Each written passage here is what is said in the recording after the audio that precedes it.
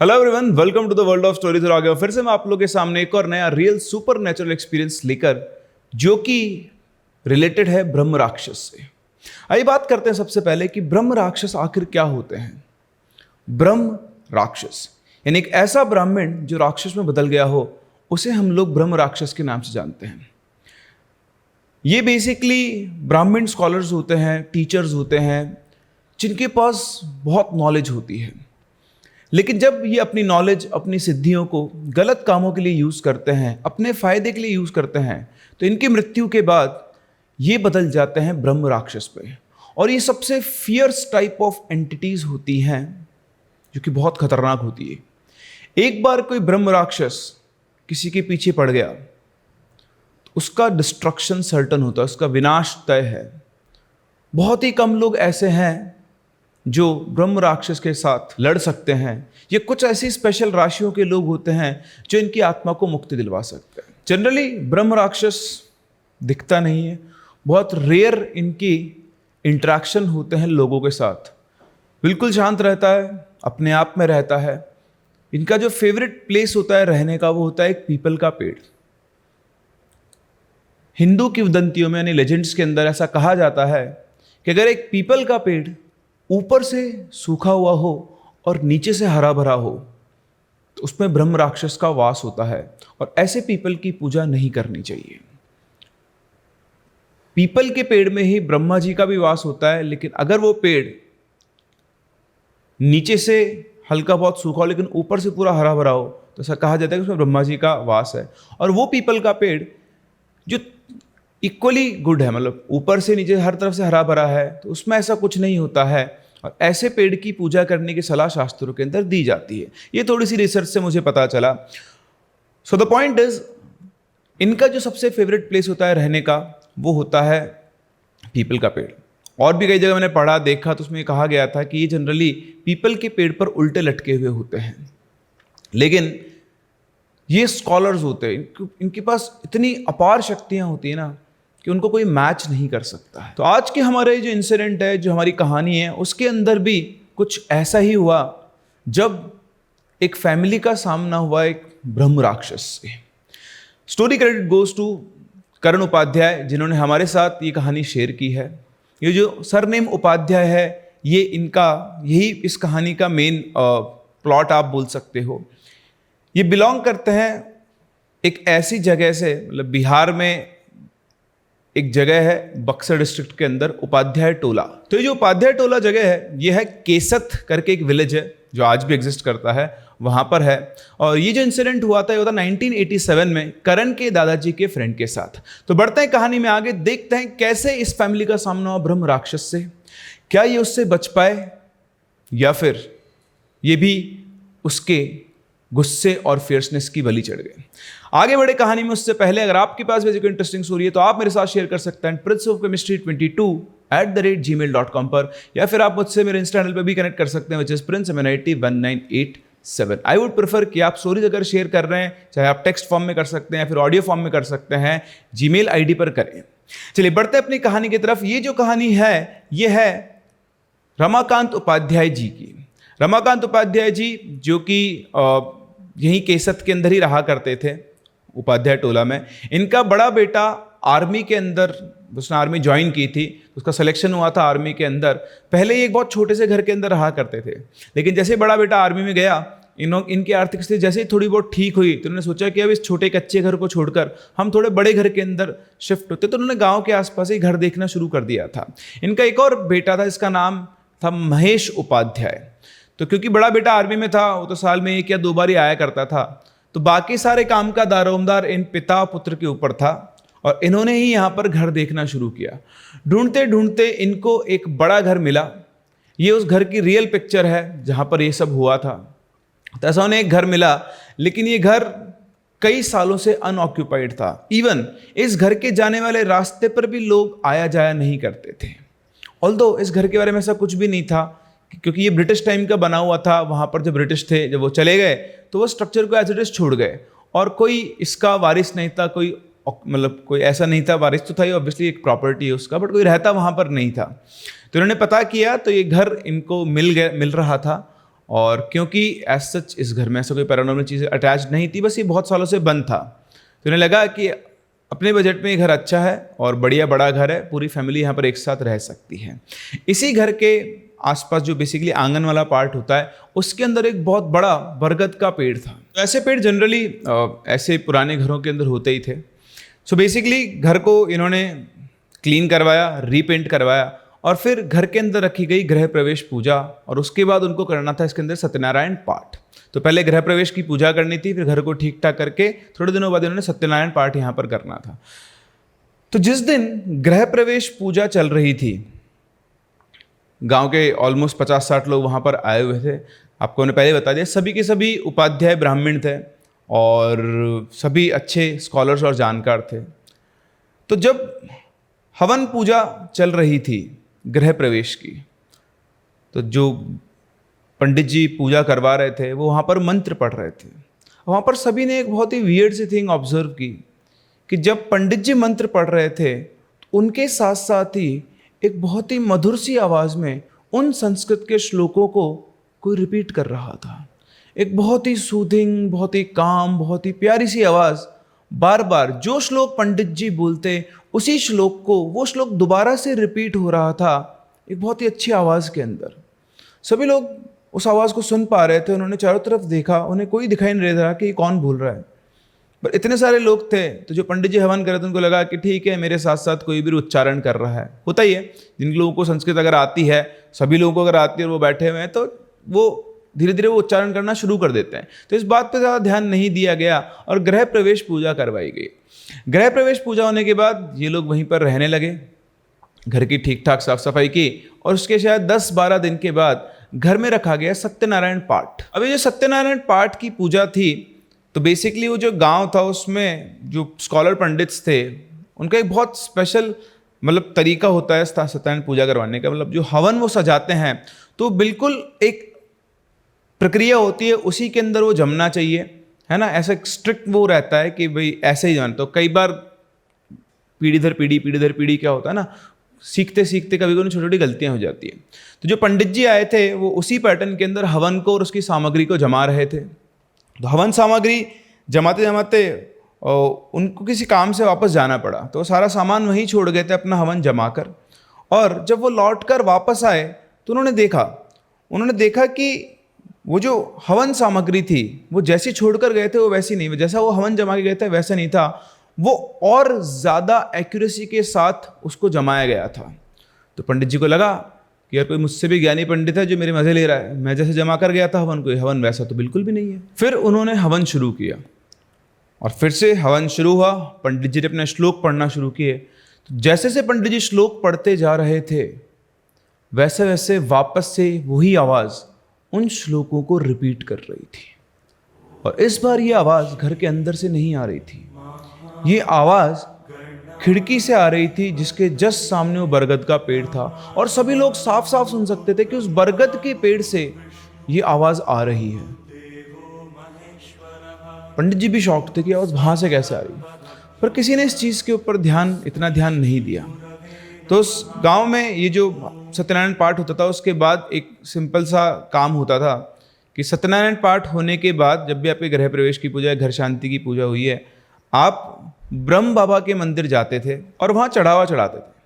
लेकिन ये जो फैमिली थी, ये जल्दबाजी में ब्रह्म बाबा के मंदिर जाना भूल गई। तो कई बार ऐसा होता है जल्दबाजी के अंदर जब आप काम करवाते हैं तो कुछ छोटे एलिमेंट्स होते हैं जो रह जाते हैं। ठीक है, किसी ने ध्यान दिया नहीं इस चीज़ के ऊपर इतना, और वो लोग अब इस घर के अंदर रहने लगे। तो एक दिन ये जो रमाकांत जी है, इनकी वाइफ घर में खाना पका रही थी, तो कुछ सब्जी वब्जी बना रही थी, इसमें लहसुन प्याज डाल रही थी। खाना बनाते बनाते उनको एक आवाज़ आई बहुत ही गुस्से के अंदर, लहसुन प्याज बाहर फेंक, हमारे घर में केहू लहसुन प्याज ना खाई। तो वो पीछे घूमी, उसने कहा आवाज़ कहाँ से आई। आवाज़ के साथ साथ उसे किसी की प्रेजेंस भी फील हुई। वो एक बार तो घबरा गई, फिर वापस से उसने अपने चूल्हे पे काम करना शुरू किया। कुछ मोमेंट्स के बाद ही चूल्हे की आग बुझ गई। वो जो भी बना रही थी वो बनना बंद हो गया। थोड़ा अजीब सा लगा, ना कोई हवा चली थी ना कुछ, लेकिन चूल्हा अच्छी खासी आग जलते चूल्हा एकदम से बंद हो गया। उसने वापस उस चूल्हे को जलाने की कोशिश की, वो नहीं जल रहा था। फिर से उसको एक और आवाज़ आई, ए लहसुन प्याज बाहर फेंक ना। उठते ही उसने आओ देखना था, वो भाग के घर से बाहर निकल गई। तो रमाकांत जी आए तो उसने रमाकांत जी से कहा कि उसके साथ ऐसा हुआ। तो रमाकांत जी से लगे तुम पगला गई हो, ये सब तुम्हारे दिमाग में चल रहा है ना, ऐसा कुछ नहीं होता है। वो तो बुरी तरह से घबरा गए थे। आप खुद सोचो उनकी जगह अपने आप को रख कर। उसके बाद उन्होंने लहसुन प्याज को हाथ नहीं लगाया, जो भी खाना बनाया वो बिना लहसुन प्याज के बनाने लगी और उसके बारे में किसी को बताया नहीं। तो ये जो ब्राह्मण फैमिली थी ये लहसुन प्याज खाती थी, कई ब्राह्मण फैमिलीज लहसुन प्याज नहीं खाती हैं। इसके मतलब ये जो बात इनके बीच में हुई, रमाकांत जी के बीच में जो पूरा डिस्कशन हुआ, तो रमाकांत जी जो करण के दादाजी थे, दोनों दोस्त थे, तो इनके साथ ये गए ब्रह्म बाबा मंदिर पे। तो ब्रह्म बाबा मंदिर पर उन्हें एक साधु दिखाई दिए जो पहले कभी उन्हें दिखाई वहाँ नहीं दिए थे। हो सकता है उन्हें लगा हो कहीं से आए होंगे, यहाँ पर रुके होंगे कुछ दिनों के लिए, तो उन्होंने जाके उनके पैर छुए। और ये जो साधु थे ये इनसे पहली बार ही मिले थे, ये इनको नहीं जानते, लेकिन साधु इन दोनों को अच्छे से जानता था। रमाकांत जी को देखते ही ये जो साधु थे उन्होंने कहा कि जीवन में कुछ भी बड़ा काम करने से पहले ना घर के बड़ों से बात करनी चाहिए, और विशेष रूप से जब तुम घर खरीद रहे हो। रमाकांत जी को कुछ बात समझ में नहीं है। उन्होंने पूछा महाराज कुछ गलती होगी क्या? 24 साल से ब्रह्म राक्षस की आत्मा मुक्ति मांग रही है, अब तो बजरंग बली तुम लोगों को बचा सकते हैं। अब आप सोचो आप मंदिर गए, एक साधु आपको मिले और आपसे ये बात कह दे। तो रमाकांत जी थोड़ा घबरा गए, उन्होंने साधु के पैर छुए और वहाँ चले गए। लगा कि ज़्यादा कुछ बात करूँगा फालतू, पता नहीं क्या है क्या नहीं है। उन्होंने इस चीज़ के ऊपर इतना ध्यान नहीं दिया। घर पे आके उन्होंने फैमिली से डिस्कस किया तो उन्होंने बोला कल आप दोबारा जाकर उन साधु से मिलना। वो जब दोबारा वहाँ पहुँचे तो वहाँ पर वो नहीं थे। मुझे थोड़ा स्ट्रेन लगा, हो सकता है चले गए हों। अब अगले ही दिन ये जो रमाकांत जी का छोटा बेटा था महेश, जो करण थे इनके फादर, मतलब उस टाइम ये सेम ही एज के थे, यंग एज के अंदर थे, तो जो महेश था वो गांव में ही कहीं पर एक जगह लेटा हुआ था।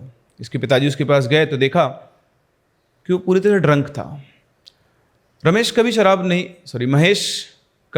नहीं पीता था, लेकिन पता नहीं क्यों, हो सकता है कुछ दोस्तों के साथ जैसे उसने वो वहाँ पे उस दिन शराब पी ली हो, तो बिल्कुल भी होश में नहीं था। तो जो करण के पिताजी थे इन्होंने महेश को उठाया और रमाकांत जी के घर पे लेकर गए। रमाकांत जी बहुत गुस्से में थे कि इसने हमारी इज्जत को ख़राब कर दिया, पूरा हमारे पूरे पीढ़ियों के अंदर किसी ने शराब नहीं पी, ये नालायक पता नहीं कहाँ से शराब पी के आया है। लेकिन सिर्फ रमाकांत जी उससे नाराज़ नहीं थे, हाँ कोई और भी उससे नाराज़ था। उसी रात करीबन 3:45 बजे के आसपास महेश की मदर घर के बाहर किसी आवाज़ की वजह से उठती है। वो नींदों में उठकर घर की खिड़की खोलती है और खिड़की खोलते हुए उन्हें सामने दिखाई देता है वो यूं क्यों चिल्लाते हुए बेहोश हो जाती है। उनकी चीख सुनकर रमाकांत जी भागते हुए आते हैं, उसके पास आकर देखकर बाहर खिड़की पर देखते हैं तो खिड़की के बाहर बरगद के पेड़ की जो जड़ें थी उनसे लटकी हुई थी महेश की लाश। रमाकांत जी के होश उड़ गए, पूरे गांव में खबर फैल गई कि इस तरह से महेश की मृत्यु हो गई है। एक सनसनी थी पूरे गांव के अंदर, ऐसा पहले कभी नहीं हुआ था। एनी हाउ महेश का अंतिम संस्कार किया गया। उसके बाद रमाकांत जी और इनके दादाजी दोनों पहुंचे ब्रह्म बाबा मंदिर में। ये उस मंदिर के एक्चुअल तस्वीरें इस टाइम की, उस टाइम पर इसका जो फॉर्म था या रूप था वो कुछ और हुआ करता होगा। वहाँ पहुँच के उन्होंने उन साधु को ढूंढना शुरू किया, उनको कहीं भी दिखाई नहीं देते। बहुत ढूंढने के बाद उन्हें एक जगह वो साधु दिखाई दी जो कि अपने ध्यान में लगे हुए थे। वो दोनों चुपचाप जाकर उनके पास बैठ गए, उनके पैर छुए और इंतज़ार किया। थोड़ी देर के बाद उन साधु ने अपनी आंखें खोली। जैसे उन्होंने अपनी आंखें खोली रमाकांत जी फूट फूट कर रोने लगे और उन्होंने सारा किस्सा उनको बताया। वो जो साधु थे उन्होंने कहा मैंने तुम्हें पहले ही चेतावनी दी थी, वो ब्रह्म राक्षस 24 साल से उसे मुक्ति नहीं मिली है, ये तो होना ही था, तुम्हें सिर्फ हनुमान जी ही बचा सकते हैं। तो रमाकांत जी बोले लेकिन हनुमान जी कहाँ थे जब मेरे बच्चे को उनकी सबसे ज़्यादा ज़रूरत थी? तो साधु बोलते हैं वो ब्रह्म राक्षस है, बहुत शक्तिशाली है, वो जब क्रोधित होता है तो अपने हिसाब से मृत्यु देता है। मुझे तो अभी तक इस बात पर विश्वास नहीं हो रहा है कि तुम लोग कैसे जीवित हो। तो रमाकांत जी साधु से बोलते हैं तो अब हम क्या करें, उस घर को छोड़ के चले जाएं? नहीं, जो तुमने शुरू किया है तुम्हें उसे समाप्त भी करना होगा। तुमने वहां जाकर उस ब्रह्म राक्षस को जागृत किया है अब तुम्हें उसे वो दिलवाना पड़ेगा जो वो चाहता है, और वो है मुक्ति। फिर साधु ने कहा, ब्रह्म राक्षस से मुक्ति पाने का और कोई रास्ता नहीं है। तुम्हें अपने आप पर भरोसा रखना होगा और तुम्हें बजरंग बली के ऊपर भरोसा रखना होगा। अब केसरी नंदन ही तुम्हारी सुरक्षा कर सकते हैं। जाओ, वापस घर जाओ और बजरंग बली का आह्वान करो। दोनों दोस्त वहाँ से घर पहुँचे। दोनों ने आपस में डिस्कशन किया और उसके अगले दिन से ही उन्होंने घर में हनुमान जी का आह्वान करना शुरू किया। उन्हें हनुमान चालीसा, हनुमान अष्टक, अंजनेय स्तोत्रम, आदित्य हृदयम, कवच, ये सब चीज़ें वहाँ पर पढ़ना शुरू की। जब वो इन सभी के मंत्र और श्लोकों को पढ़ रहे थे, दोनों दोस्त बैठे बैठे, तो उन्हीं के साथ साथ एक और आवाज़ उन सभी मंत्रों को वापस से रिपीट कर रही थी। आप अपने आप को सिचुएशन में रखकर देखें, आप अपने घर में पूजा कर रहे हैं, आप मंत्र पढ़ रहे हैं, और आपके मंत्र पढ़ने के बाद दोबारा से एक और आवाज़ उन्हीं मंत्रों को वापस से रिपीट कर रही है। दोनों दोस्त बुरी तरह से घबरा गए, एक दूसरे को देखा। तो इनके दादाजी ने रमाकांत जी से कहा कि उन साधु के शब्दों को याद करो, अपने आप में विश्वास रखो और मंत्र जारी रखो। बड़ी हिम्मत करके दोनों दोस्तों ने उस दिन पूरा पाठ खत्म किया, और उन्हीं के साथ साथ उस ध्वनि ने, उस आवाज़ ने भी पूरा पाठ खत्म किया। तो करण के जो दादाजी थे, उन्होंने रमाकांत जी से कहा, रमाकांत जी, उन साधु के शब्दों को हमेशा याद रखना, अपने आप में भरोसा रखो, और इस तरह का पाठ आप रोज़ाना करो। इसके बाद रमाकांत जी ने अपने ऊपर भरोसा रखते हुए 107 दिनों तक लगातार ये पाठ बहुत ही शांतिपूर्वक किया। 108वें दिन जब वो ये पाठ कर रहे थे, 107 दिन तक हर दिन पाठ के समय वो आवाज़ रिपीट होती थी। अब वो, आप ये बोल सकते हैं कि वो कंफर्टेबल हो चुके थे, क्योंकि उन्हें पता था कि आवाज़ तो आनी आनी है ना, अब हैबिचुअल हो चुके थे। 107 दिनों तक अगर आप पाठ कर रहे हैं और आपके साथ साथ वो आवाज़ उस पाठ को रिपीट कर रही है, तो आपके लिए भी चीज़ नॉर्मल हो चुकी होगी। लेकिन 108वें दिन जब रमाकांत जी वो पाठ कर रहे थे, इस बार जो आवाज़ आ रही थी वो बदल चुकी थी। इस बार एक बड़ी राक्षस प्रवृत्ति ना, डरावनी सी आवाज़ के अंदर वो मंत्र पढ़े जा रहे थे, और जब वो मंत्र पढ़ रहे थे तो उन्हें फील हुआ कि पीछे कोई है। उन्होंने जैसे ही पीछे घूम के देखा, उनकी सारी इंद्रियां शांत हो गई थी। उनके पीछे बैठा था ब्रह्म राक्षस, जिसकी आंख, नाक, मुंह से खून बह रहा था, जिसके माथे पर एक तिलक लगा हुआ था, कंधे पर जनेऊ थी, सिर के ऊपर 2 सींग थे, और रमाकांत जी को घूर कर देख रहा था। वो संस्कृत में कुछ बड़बड़ाया और इतने में ही रमाकांत जी बेहोश हो गए। उसके बाद क्या हुआ रमाकांत जी को पता नहीं, लेकिन जब वो उठे तो बिस्तर पर पड़े हुए थे। उनकी वाइफ और उनकी बेटी उनके पास में खड़ी हुई थी। तो उन्होंने उनको सबको बताया, सभी लोग बुरी तरह से घबरा गए। लेकिन उसके बाद पता नहीं क्यों उनके मन में आया कि उन्हें उनके घर में जो बरगद का पेड़ है, जहाँ पर उनके बेटे महेश की लाश मिली थी, वहाँ जाकर उन्हें पूजा करनी चाहिए। एकदम से उनके मन में एक ख्याल आया। नवंबर का टाइम था, भरी सर्दी थी, लेकिन उस टाइम पर भी रात को करीबन 12-1 बजे के आसपास वो अकेले वहाँ गए। कोई ऐसा फोर्स था जो उनको वहाँ पर लेकर गया, और उन्होंने वहाँ बैठकर वापस से पूजा करनी शुरू की। वो वहाँ बैठकर मंत्र पढ़े जा रहे थे, और मंत्र पढ़ने के साथ साथ वापस से वो मंत्र रिपीट भी हो रहे थे। और इस बार उन्हें उस पेड़ की शाखाओं पर वो ब्रह्म राक्षस दिखाई भी दे रहा था। वो बैठा बैठा रमाकांत जी को ही घूर रहा था। इस बार मंत्र के उच्चारण के साथ साथ रमाकांत जी के शरीर के ऊपर खून की बूंदें भी आकर गिरने लगी। वो बुरी तरह से घबरा गए थे, लेकिन वो वहाँ से हिल भी नहीं पा रहे थे, किसी ने उन्होंने पकड़ लिया हो। उनका सिर एकदम से भारी होने लगा। उन्हें सामने से एक लाइट, एक रोशनी अपने पास आती हुई दिखाई। जैसे जैसे वो रोशनी पास आती रहती है, वो और उनका सिर लगता है इल्यूजन होता है, बिल्कुल वैसा। और जब वो उनके बहुत पास आई तो अचानक से उन्हें चिल्लाने की आवाज़ आई, और वहीं के वहीं बेहोश हो गए। उसके बाद जब वो दोबारा उठे तो वो हनुमान जी के मंदिर में थे। उनकी फैमिली ने इनके दादाजी को बुला लिया था। वो उनको उठा के लेकर वहाँ मंदिर पे लेकर गए। पता नहीं कहाँ से अचानक से वो साधु भी वहाँ पर आ गए। जब वो उठे तो इनकी दादाजी ने उन साधु से पूछा कि महाराज ये सब क्या हुआ। तो उन्होंने बताया कि इन्होंने ब्रह्म राक्षस की आत्मा को मुक्ति दिलवा दी है। तो उन्होंने कहा, लेकिन आपने तो कहा था कि उससे मुक्ति पाने का कोई रास्ता नहीं है। मैंने ये भी कहा था कि हनुमान जी पे भरोसा रखो और खुद पे भरोसा रखो। इन्होंने अपने आप पर भरोसा रखा, और इनके सतत प्रयास और भगवान के प्रति इनका जो डिवोशन था, है ना, इनकी जो बेसिकली जो इन्होंने किया उसकी वजह से ब्रह्म राक्षस को मुक्ति मिल पाई और अब वो वहाँ से मुक्त हो चुका है। अब वो जगह आप लोगों के रहने के लिए बिल्कुल उचित है, अब आप चाहें तो वहाँ पर रह सकते हैं। ऑल्दो रमाकांत जी ने अपने बेटे को वहाँ पे खो दिया था, लेकिन उसके बाद भी वो लोग वहीं रहे और उसके बाद उन्हें ऐसी कोई दिक्कत नहीं हुई। तो ये थी हमारे ब्रह्म राक्षस की कहानी जो फेस की एक फैमिली ने, लेकिन खुद पे भरोसा रखते हुए, भगवान की शक्ति पे भरोसा रखते हुए उन्होंने इस फियर्स क्रिएचर जो सबसे पावरफुल माना जाता है उससे भी मुक्ति पाई। तो बहुत सिंपल सी बात है, जब भी लाइफ में आप सामने कुछ सिचुएशन आती है तो अगर आप खुद पर भरोसा रखें, पूरा भरोसा खुद के ऊपर रखें और बिल्कुल सतत प्रयास करते रहें तो आपको सफलता मिलती है, जैसा यहाँ रमाकांत जी के केस में हुआ। इसी के साथ साथ साउथ साइड अगर आप जाएंगे, महाराष्ट्र के अंदर भी आपको ये एक फोटो है जो बेसिकली ब्रह्म राक्षस की ही है। महाराष्ट्र में और साउथ इंडिया में कई मंदिर ऐसे जिनके बाहर, गेट के बाहर ब्रह्म राक्षस की पूजा की जाती है, मतलब मूर्ति रखी होती है, वहाँ पर अंदर जाने से पहले उनकी भी पूजा की जाती है। तो ये थी कहानी, ये था एक इंसिडेंट जो हुआ एक फैमिली के साथ, और जो ब्रह्म राक्षस था उसके क्रोध का शिकार हुआ रमाकांत जी का बेटा, लेकिन वो उसकी अपनी गलती की वजह से, ऑल्दो वो इस बारे में नहीं जानते थे, शायद वो अगर इस बारे में जानते तो वो ज़रूर इस चीज़ का ध्यान रखते। तो आज के बाद अगर आप किसी पीपल के पेड़ के आसपास जाएं तो पहले देख लेना कि वो कहीं ऊपर से सूखा हुआ और नीचे से हरा भरा तो नहीं है। हम मिलते हैं अपनी अगली कहानी में, तब तक के लिए keep loving and keep listening.